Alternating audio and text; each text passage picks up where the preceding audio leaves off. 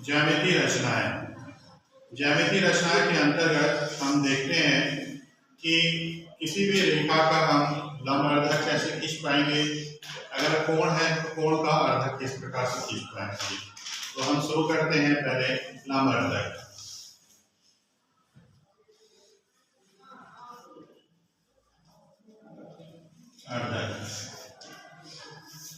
मान लीजिए हमारे पास एक रेखा है ए बी,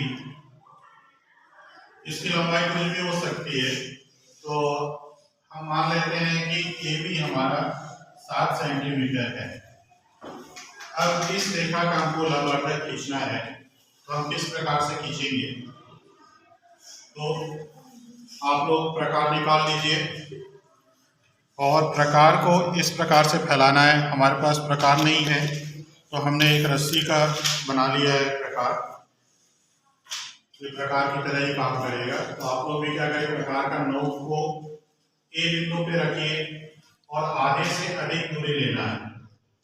आधे से अधिक दूरी लेके एक चाप ऊपर काटिए और एक चाप नीचे काटिए। इसी प्रकार से आप बी बिंदु से प्रकार को बिना परिवर्तित किए, उसकी लेंथ को बिना परिवर्तित किए बी बिंदु पे रखिए और एक चाप नीचे काटिए और एक चाप ऊपर काटिए। तो आपको इस तरह से कटान बिंदु मिलेगा।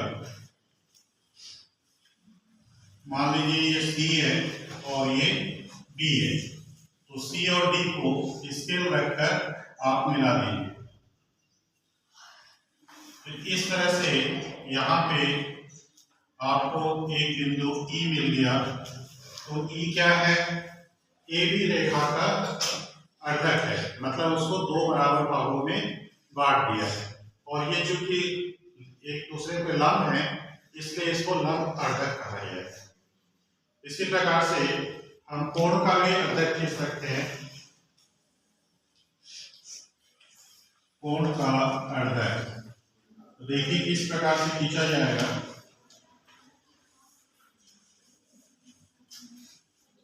सबसे पहले कोण बना लीजिए किसी भी माप का।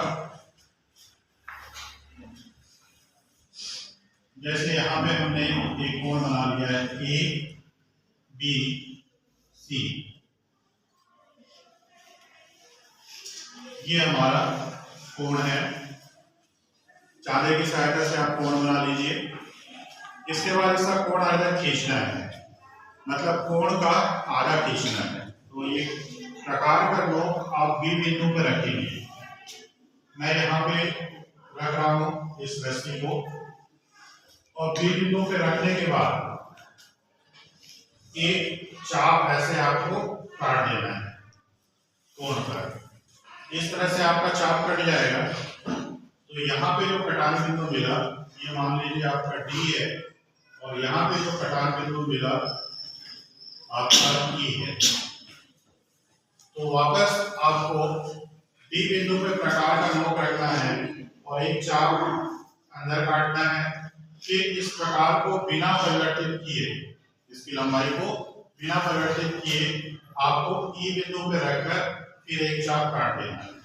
इस तरह से आपका एक कटान बिंदु एफ मिल जाएगा। फिर स्केल की सहायता से बी को एफ से मिलाते हुए एक लाइन खींच देना है ऐसे। तो इस तरह से यहाँ पे देखिए, यहाँ और यहाँ पे ये जो है B F A B C कोण का कोण अर्धक हो जाएगा। अर्थात ये जो यहाँ पे कोण बनता बी पर, इसको 2 बराबर कोणों में बांट दिया गया है। तो इस प्रकार से आपने देखा कि किसी रेखा को 2 बराबर भाग में बांटने के लिए हम लंब अर्धक खींचते हैं और किसी कोण को 2 बराबर भागों में बांटने के लिए कोण अर्धक खींचा जाता है।